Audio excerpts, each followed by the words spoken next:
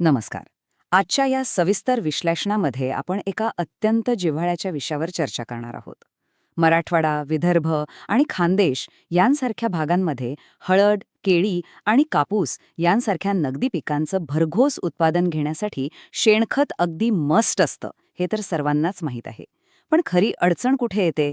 सध्या चांगल्या प्रकारे कुजलेल्या शेणखताची मोठी टंचाई निर्माण झाली आहे. ही टंचाई कशी दूर करावी आणि यावर नेमके वैज्ञानिक उपाय काय आहेत, हेच आपण आज उलगडून पाहणार आहोत.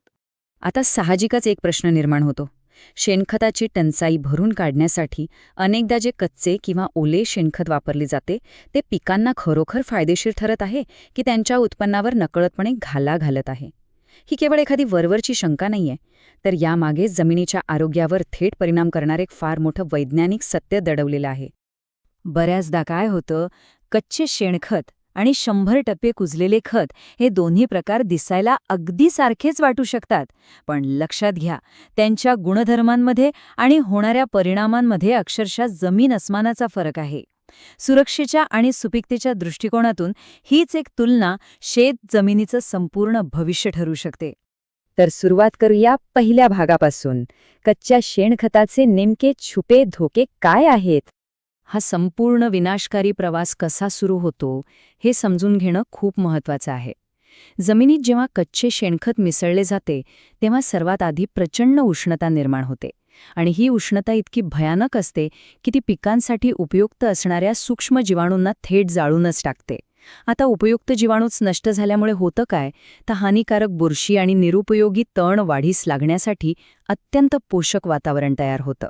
एकंदरीतच ही एक जीवघेणी साखळी आहे. मग यावर उपाय काय? वळूया पुढच्या भागाकडे. जिओग्रीन, एक अत्यंत सुरक्षित पर्याय. तर हे जिओग्रीन नक्की काय प्रकरण आहे? हे टाटा रॅलीचं 100% कुजरेलं सेंद्रिय खत आहे. हे खत अगदी वैज्ञानिक पद्धतीने असं बनवलं आहे की ते जमिनीची रचना सुधारतं आणि पिकांच्या वाढीला जबरदस्त गती देतं. सगळ्यात महत्त्वाची गोष्ट म्हणजे हे 100% कुजरेलं असल्याने मगाशी आपण पाहिलेला उष्णता निर्माण होण्याचा आणि जीवाणू मरण्याचा कोणताही धोका यात नसतो.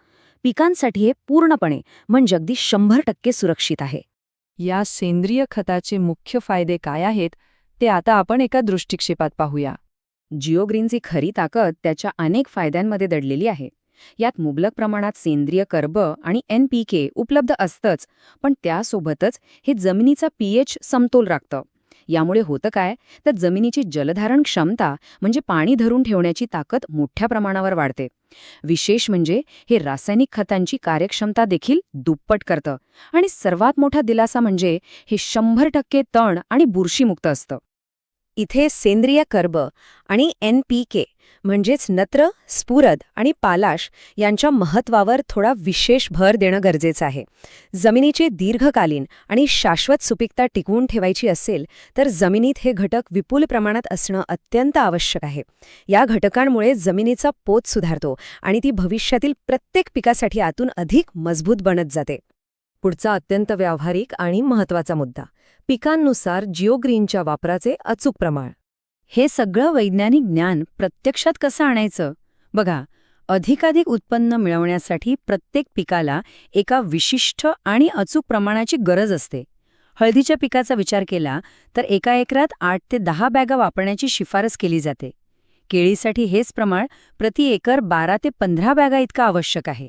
तर कापसासाठी 2 ते 3 बॅगा प्रति एकर अगदी पुरेसं ठरतं. या अचूक नियोजनामुळे उत्पादनात नक्कीच मोठी वाढ होऊ शकते.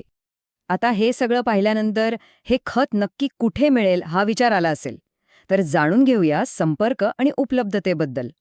हा वैज्ञानिक आणि सुरक्षित पर्याय मिळवणं आता अत्यंत सोपं झालं आहे. हे जिओग्रीन खत मनोज फर्टिलायझर्सच्या माध्यमातून अगदी सहज उपलब्ध आहे. शेतकऱ्यांच्या वेळेची आणि वाहतुकीच्या खर्चाची मोठी बचत व्हावी यासाठी एक उत्तम सोय म्हणजे थेट घरपोच डिलिव्हरीची सुविधा देखील इथे उपलब्ध करून देण्यात आली आहे. ज्यांना आपल्या पिकांचं उत्पन्न लक्षणीयरित्या वाढवायचं आहे आणि या सुरक्षित पर्यायाची ऑर्डर द्यायची आहे, त्यांच्यासाठी संपर्क क्रमांक आहे 744-76-75-767. होय, 744-76-57-767. हा नंबर त्वरित सेव्ह करून ठेवता येऊ शकतो. हे विश्लेषण संपवण्यापूर्वी एका अत्यंत महत्त्वाच्या प्रश्नावर आपण सर्वांनी विचार करणं गरजेचं आहे. अजूनही कालबाह्य झालेल्या कच्च्या शेणखतावरच विसंबून राहिल्याने आपण पुढच्या हंगामातील खऱ्या संभाव्य उत्पादनाला मुकणार तर नाही ना? जुन्या आणि नुकसानकारक पद्धती मागे सोडून देऊन 100% कुजलेल्या आणि वैज्ञानिक कसोटीवर पूर्णपणे उतरलेल्या जिओग्रीनसारख्या सेंद्रिय पर्यायांचा स्वीकार करणं हेच खऱ्या अर्थाने शाश्वत आणि यशस्वी शेतीचं रहस्य असू शकतं. यावर नक्की विचार करा.